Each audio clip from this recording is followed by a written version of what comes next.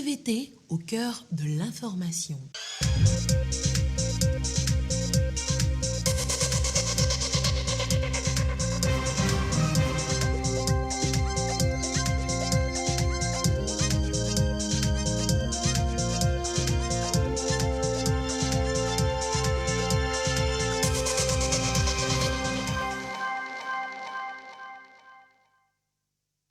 Mesdames, Messieurs, bonsoir. Depuis 2021, le gouvernement togolais a mis en place un fonds compétitif. C'est en faveur des recherches universitaires et 100 millions de francs CFA sont consacrés à ce mécanisme de financement. Les détails dans ce journal. Un vent tropical relativement frais souffle au Togo depuis quelques semaines. C'est la période de mousson qui est synonyme d'aggravation de certaines maladies. Précautions et conseils pratiques pour se protéger du froid à suivre dans ce journal. Et puis la fête traditionnelle Gbagba, la 299e édition, c'était ce week-end. C'est la fête des populations de la préfecture d'Agou. Thème retenu, culture, paix et développement. C'était les titres de cette édition. Bienvenue, voici le journal. Pendant plusieurs années, les chercheurs des universités du Togo ont décrié l'inexistence de financement pour les recherches universitaires. Tout change avec la nouvelle dynamique insufflée par l'État togolais. Et depuis 2021, le gouvernement a mis en place un fonds compétitif de 100 millions de francs CFA pour les propositions de projets de recherche. Écoutez-la. 100 millions de francs CFA débloqués chaque année pour accélérer la recherche scientifique au Togo. Jusqu'à fin 2020, le financement du secteur était de 60 millions de francs CFA destinés uniquement aux structures de recherche universitaires. Avec la mise en place du fonds compétitif, 2 catégories de propositions de projets y trouvent désormais pour leur compte. La catégorie des grands projets de recherche d'envergure nationale, dont le maximum alloué est fixé à 10 millions de francs CFA pour une durée d'exécution de 18 mois au maximum. Et la catégorie des petits projets éligibles pour 12 mois au maximum à hauteur de 2 500 000 francs CFA. Cette décision du gouvernement tire son fondement de l'enjeu que représente la recherche et les innovations en tant que moteur de développement du pays. Les universités togolaises vont à partir de ce fonds compétitif travailler davantage sur les axes de recherche fondés sur les priorités nationales de développement. Déjà, des dispositions sont en train d'être prises pour accélérer les choses. En juin 2022, l'Université de Lomé est dotée d'un laboratoire d'électrodétection appliquée et de géoinformatique. De quoi répondre aux défis liés à l'aménagement du territoire et à la compréhension des phénomènes spatiaux. Un financement qui encourage les recherches universitaires. Des enseignants du secondaire, une quarantaine au total, se forment à Lomé. Formation sur l'approche par compétences. Il est question d'améliorer la qualité des enseignements dans les établissements confessionnels islamiques. Marie-Reine Abeta et Marie-Ange Bida. Une quarantaine d'enseignants du secondaire des établissements confessionnels islamiques de Kpalimé en formation sur l'approche par compétences APC. Une formation qui s'inscrit dans le cadre du partenariat entre l'Université de Lomé et le complexe scolaire Sitapa. Les enseignants sont donc remis à niveau en pédagogie et en didactique conformément au curricula en vigueur dans l'enseignement secondaire. L'Université de Lomé va appuyer sur le plan pédagogique surtout le complexe en vue de l'amélioration de la qualité de ces offres de formation, de ces prestations aux apprenants. C'est un séminaire qui porte exclusivement sur l'approche par les compétences, l'approche pédagogique qui doit être mise en œuvre dans le cadre de la réforme des collèges. Au terme de cette rencontre, les participants seront en mesure de proposer un enseignement selon l'approche par compétences APC. Le séminaire est assuré par des enseignants-chercheurs de l'INSEE, des inspecteurs de l'ISJ, de Kpalimé, avec l'appui de la Direction régionale de l'éducation Plateau-Ouest. C'est la période de la mousson, un vent tropical relativement frais qui souffle au Togo depuis quelques semaines. Alors, qu'est-ce qui explique la rudité de cette fraîcheur cette année? En tout cas, une grande exposition au froid pourrait causer de graves conséquences sur votre santé. Précautions à prendre, conseils à suivre. Abidé Lemou, Christine Piteki Aloudé. Sonia a pratiquement changé ses habitudes vestimentaires. Depuis 3 semaines, elle se couvre soigneusement le corps, tout comme la plupart des personnes rencontrées dans la rue. Les effets de la mousson ne leur donnent pas le choix. Depuis qu'on est rentré dans cette période-là, je ne sors pas de la maison sans ma veste, mon pardessus. Au début de la mousson, quand je n'avais pas pris ces dispositions, j'étais tombée sérieusement malade. Ils ventent beaucoup, surtout vers les soirées. Et pendant la nuit aussi, il fait beaucoup frais. On a constaté que cette année, il y a plus de froid.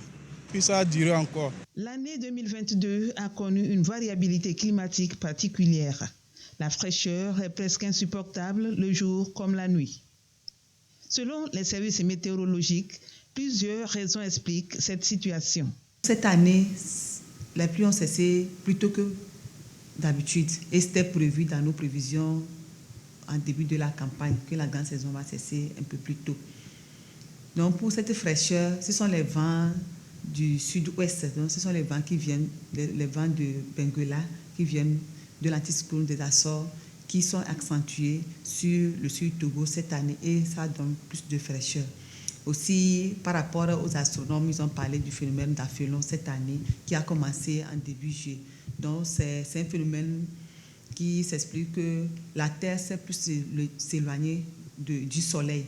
La mousson chargée de fraîcheur est susceptible de provoquer bien d'autres maladies. La période de mousson est une période propice à la recrudescence de beaucoup de maladies, notamment les maladies respiratoires, notamment les bronchites aiguës, les exacerbations de bronchite chronique. La fraîcheur due à la mousson a des avantages sur l'aquaculture, mais des inconvénients surtout sur les enfants et les personnes âgées. Il faut éviter donc de prendre froid en période pareille, en s'habillant de façon convenable, s'il le faut en doublant les vêtements. Il faut également couvrir bien la tête, couvrir le nez, et toutes ces pratiques sont plus recommandées chez certaines personnes fragiles, notamment les enfants, les personnes âgées, les personnes drépanocytaires. Sur le plan alimentaire, il est conseillé de boire suffisamment d'eau parce que la fraîcheur elle a tendance à sécher les muqueuses. On préconise également de boire les boissons assez chaudes. Encore 2 semaines de fraîcheur selon la météo. Chacun devra bien prendre des dispositions pour résister au froid. Et surtout, sortez et couverts. La suite de ce journal avec ces 2 communiqués qui nous viennent du ministère de la Santé, de l'Hygiène publique et de l'accès universel aux soins. Le ministre de la Santé invite les candidats retenus sur la liste additive du concours de recrutement direct régional du personnel médical, paramédical, administratif et d'appui, session du 5 décembre 2020 à prendre part à une séance d'information qui aura lieu le mardi 9 août 2022 à 14h30 dans la grande salle de réunion du nouveau centre administratif SI à GTA. Signé professeur Moustapha Mijiawa, ministre de la Santé, de l'Hygiène publique et de l'accès universel aux soins. À présent, le point sur la situation de la pandémie au Covid-19 au Togo ce lundi. Nombre de cas confirmés, 38 211, 10 nouveaux cas depuis hier.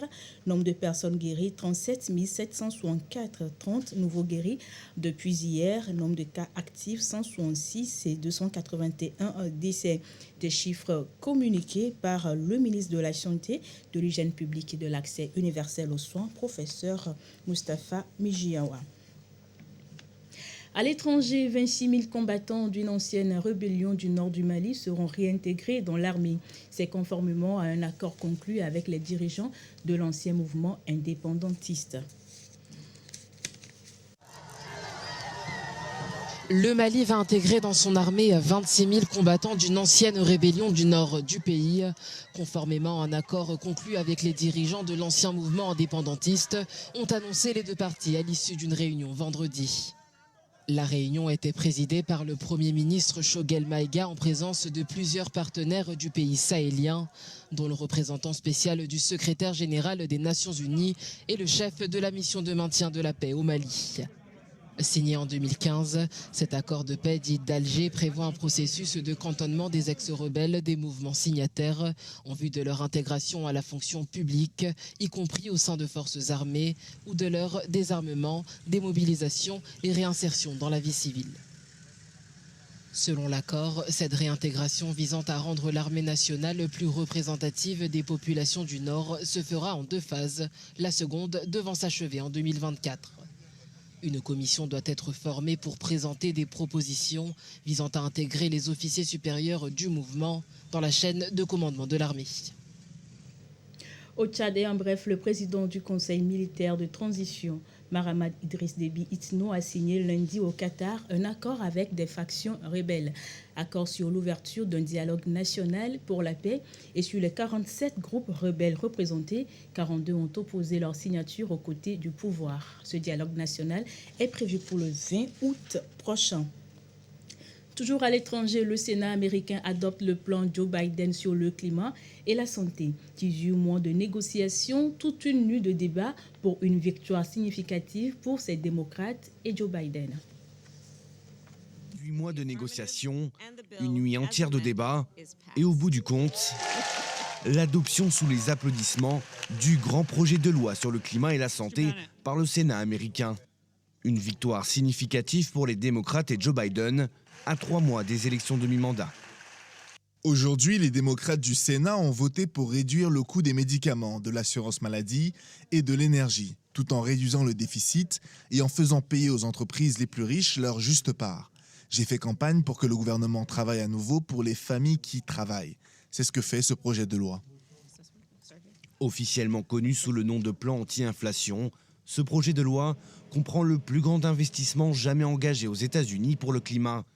370 milliards de dollars injectés dans le secteur avec un objectif, réduire les émissions de gaz à effet de serre de 40% d'ici à 2030. Autre volet de ce plan de dépenses, 64 milliards de dollars d'investissement dans la santé et la réduction progressive de certains médicaments sur ordonnance. Certains peuvent être 10 fois plus chers que dans d'autres pays. Aujourd'hui, après plus d'1 an de travail acharné, le Sénat entre dans l'histoire. Je suis convaincu que la loi sur la réduction de l'inflation restera comme l'un des exploits législatifs les plus marquants du XXIe siècle.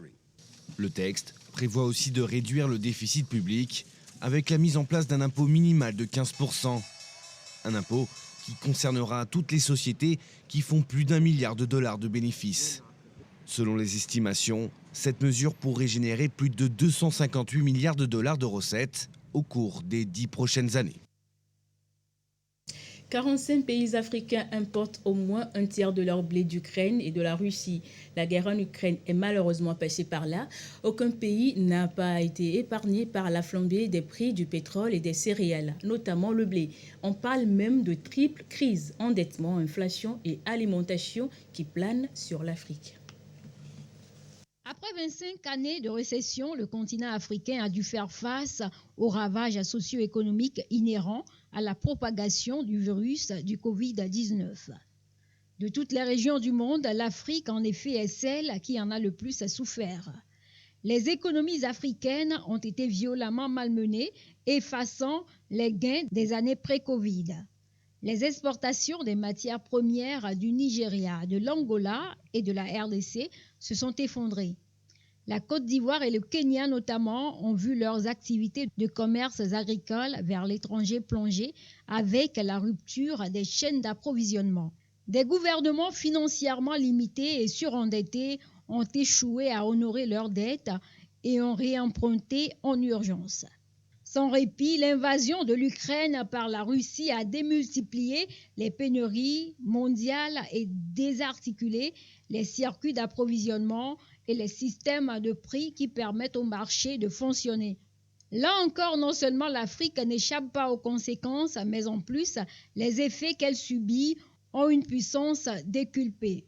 L'embargo sur le pétrole russe et l'envolée des prix privent de nombreux pays africains de carburant dans le paradoxe le plus total. Le Nigeria, pourtant premier producteur d'or noir en Afrique, mais dépourvu d'infrastructures de raffinage, importe quasiment 90% de son carburant. Le pays est débordé par une ruée impressionnante sur l'essence avec des files d'attente interminables.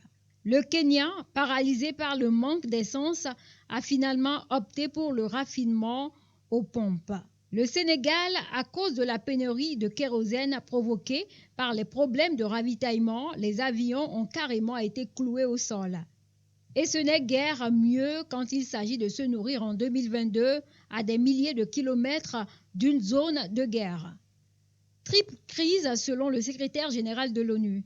45 pays africains importent au moins un tiers de leur blé d'Ukraine ou de la Russie et d'après les données officielles de l'ONU, 25 pays africains ont importé plus de 33% de blé depuis l'Ukraine et la Russie en 2020 avec des taux de 100% pour la Somalie et le Bénin et 75% pour le Soudan.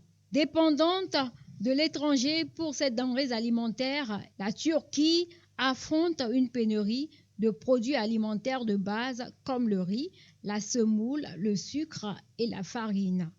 Aucun pays africain n'est épargné. Abstraction faite du volet sanitaire, l'Afrique tout entière expérimente tous les chocs mondiaux. Tous les voyants sont au rouge vif.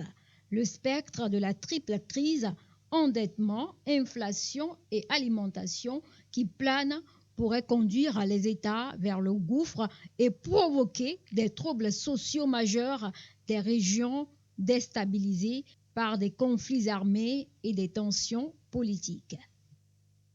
Ceci dit, retour en page nationale et on en vient à ce communiqué du ministère du Développement à la base de la jeunesse et de l'emploi des jeunes. Dans le cadre du programme Vacances utiles et citoyennes, le ministère du Développement à la base de la jeunesse et de l'emploi des jeunes organise des centres aérés de vacances à l'intention des adolescents et jeunes âgés de 12 à 29 ans. Ces centres aérés se dérouleront du 11 au 26 août 2022 et seront meublés par plusieurs activités, notamment les activités manuelles, les causeries éducatives, les activités sportives et culturelles. À cet effet, le ministre invite les adolescents et jeunes désireux de participer aux 10 centres aérés à s'inscrire du 1er au 10 août 2022 au lieu ci-dessous ou en ligne à travers le lien disponible sur le site du ministère www.devbase.gouv.tg et sur la page Facebook de la Direction de la jeunesse et de l'emploi des jeunes. Dans le Grand Lomé, Maison des jeunes de Lomé à Amadan-Romé, téléphone 91 51 45 11. Centre des jeunes d'Avedi, téléphone 90 21 92 62. Centre des jeunes de Togblekopé, à côté de l'école privée La Corniche, téléphone 98 12 10 25. Centre des jeunes d'Adétikopé, derrière le château d'eau, téléphone 91 84 06 38. À l'intérieur du pays, Maison des jeunes de Kara, en face de l'hôtel Kara, téléphone 90 05 63 82. Maison des jeunes de Dapao à Nassablé, téléphone 91 27 40 57. Le nombre de participants par atelier est fixé à 50 au maximum. Seuls les premiers inscrits seront autorisés à participer aux activités prévues. Les détails sur les ateliers peuvent être consultés dans les lieux d'inscription. Pour toute information complémentaire, contactez la Direction de la jeunesse sur les numéros suivants: 90 81 92 75, 90 99 93 43 ou encore le 90 95 29 19. Signé Myriam Dosso d'Almeida, ministre du Développement à la base de la jeunesse et de l'emploi des jeunes. L'accès à l'eau potable, parlons-en, un véritable parcours de combattants dans certaines localités comme Bourret et Sodo, mais ça c'était avant. Tout change avec le projet santé des enfants et communautés, eau, hygiène, assainissement, et le projet est à sa 3e phase. De Douaré.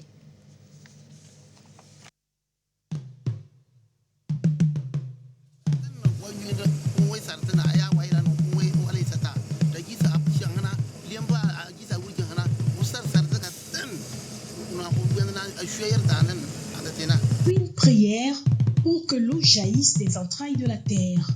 Jeunes et adultes, chacun implore les manes des ancêtres. Cette énième tentative ne doit pas être encore vaine. L'accès à l'eau potable dans cette partie des plateaux, un parcours de combattants. Aujourd'hui, c'est un grand jour pour les habitants de Bouret. L'annonce de l'arrivée des foreurs sonne tel un espoir. Le site du forage est apprêté. La première tentative commence. Des dizaines de mètres de profondeur déjà creusés, mais l'essai n'est pas concluant.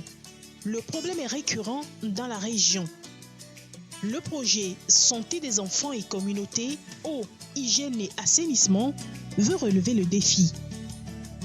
Au cours de la troisième phase du projet, nous avons fait 10 mini-adductions d'eau potable. Et sur les 10, nous avons constaté que 5 ont un problème de débit.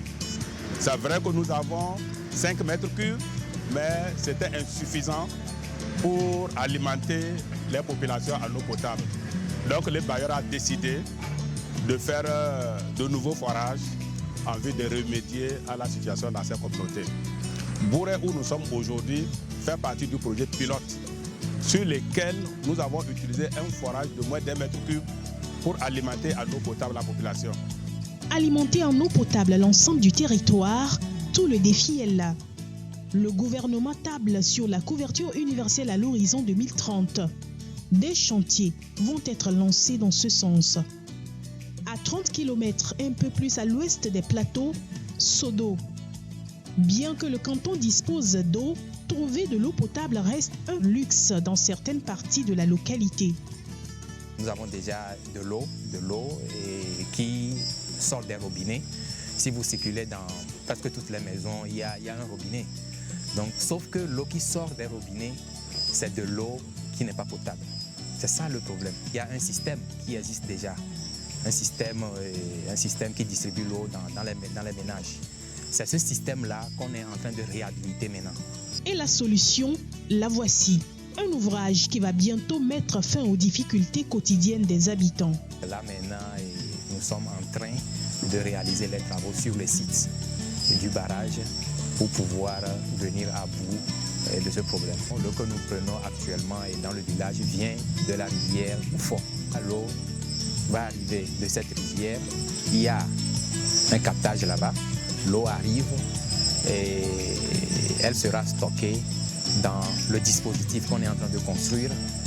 Et ensuite, à partir de là, l'eau va être distribuée dans les ménages. De l'eau potable dans les ménages, avec un débit beaucoup plus amélioré, les populations dans les savanes en disposent de plus en plus. Les projets d'urgence lancés dans la région est un véritable ouf de soulagement pour les bénéficiaires. Autre défi à relever, la sécurité sur nos routes. Au Togo, 600 personnes ont péri dans des accidents de la route en 2021. Un chiffre en augmentation par rapport aux 556 morts dénombrés en 2020. Des accidents qui prennent de l'ampleur avec les tricycles. Les conducteurs de cet engin étaient en formation à Kara du 2 au 7 août dernier. C'est sur invitation du syndicat national des conducteurs de tricycles du Togo. Nestor Moussouf. Ils sont souvent pointés du doigt, les conducteurs de mototricycles, d'être à l'origine de nombreux accidents. C'est conscient de cette situation que le SINACOTRI, syndicat national des conducteurs de tricycles, a organisé cette session de formation au profit de ses membres à Kara. C'est suite au constat de l'année, nous avons eu quelque chose de 623 cas d'accidents mortels dus aux conducteurs routiers. Voilà le pourquoi nous avons choisi de former nos camarades sur le code de la route pour réduire, ne pas dire amener accident zéro sur la route. La formation va durer 4 jours, du 2 au 5 août. En dehors du code de la route, les formateurs vont mettre l'accent aussi sur d'autres sujets. C'est très important de rappeler le code de la route, de dire à nos amis qu'on a besoin de respecter les règles de la circulation routière. Ces derniers moments-là, nous assistons au phénomène de djihadisme. Qu'est-ce qui est important de faire? C'est des publics cibles qui sont toujours en contact avec la population. Donc ils sont facilement vulnérables. Qu'est-ce qu'il y a le devoir? Il faudrait qu'ils renseignent mieux c'est-à-dire les forces de l'ordre, à tout ce qui est suspect, tout colis, nous devons contribuer pour la sécurité de notre nation. C'est très important aussi de les apprendre comment économiser, puisque c'est devenu une entreprise. Quand on fait une activité, c'est une entreprise, il faut comment économiser. Et de deux, le civisme sur la route, très important pour nous. En initiant cette formation, le Sinacotri s'est tourné vers le Fonds national d'apprentissage, de formation et de perfectionnement professionnel, FNAFPP, et a obtenu son appui financier. En apportant notre appui financier à cette formation, nous espérons apporter notre contribution dans la sécurité routière afin que ces conducteurs qui puissent prendre conscience de la sécurité routière et prendre plus de responsabilités sur la route. Une autre formation va se dérouler à Lomé du 9 au 12 août pour les membres du syndicat national des conducteurs de tricycles exerçant dans la capitale. Et pendant que certains sont victimes d'accidents, des femmes vivent au quotidien les violences conjugales. L'Union des chantres pour l'éternel U7 sensibilise sur le sujet. C'est pour apporter la paix dans les foyers. L'U7 en a profité pour prier pour la paix et la sécurité au Togo. Gisèle Kozona, Antoinette Romaouvovor.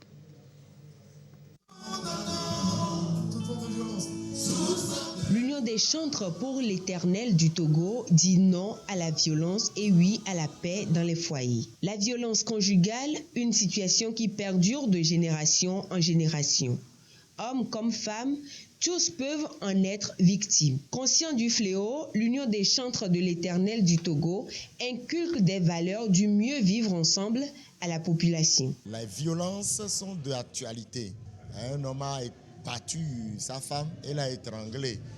Et bon, la femme était artiste, chanteur, mais comme elle était en début de carrière, l'information n'a pas fait long feu.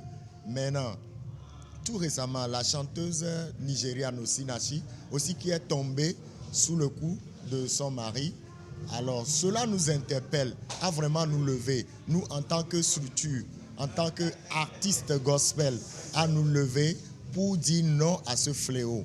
Les causes et conséquences de la violence conjugale, des sujets abordés au cours de cette rencontre. Il y a certains hommes qui sont impatients, je dirais ça comme ça, lèvent la main sur la femme. Là, on crie violence, violence. C'est de même que, bon, c'est chez certaines femmes. Parce que la femme, bon, au tout début, elle est soumise, elle est calme. Mais arrivée au foyer, bon, c'est là qu'elle commence par faire montrer son vrai caractère.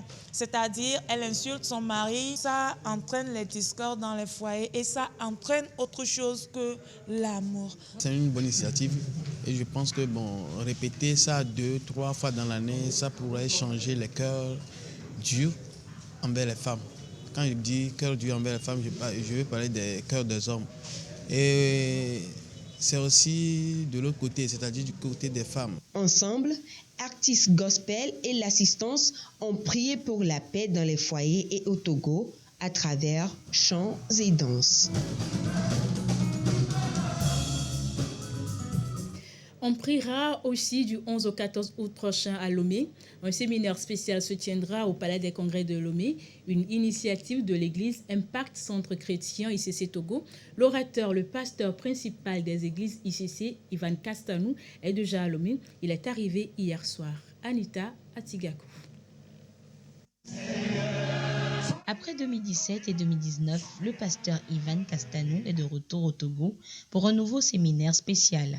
4 jours pour entretenir le peuple de Dieu, mais également les hommes d'affaires sur le thème « Conquiert ton héritage, enfante ta destinée ». Et c'est beaucoup plus qu'un thème. Chacun transporte une grâce et un manteau.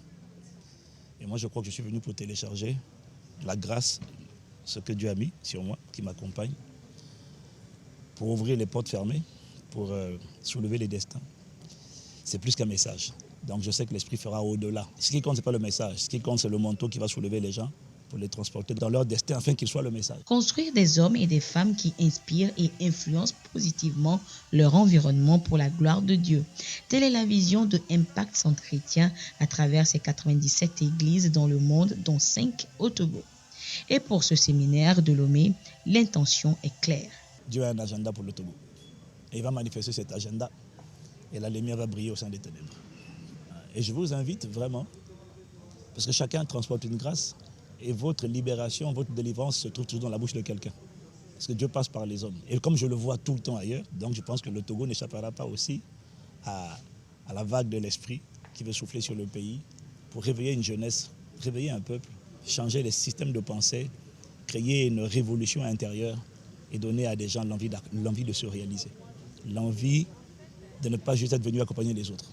Rendez-vous donc à partir du jeudi 11 août 2022 au Palais des Congrès de Lomé pour vivre l'amour de Dieu qui transforme l'homme ordinaire en un véritable champion.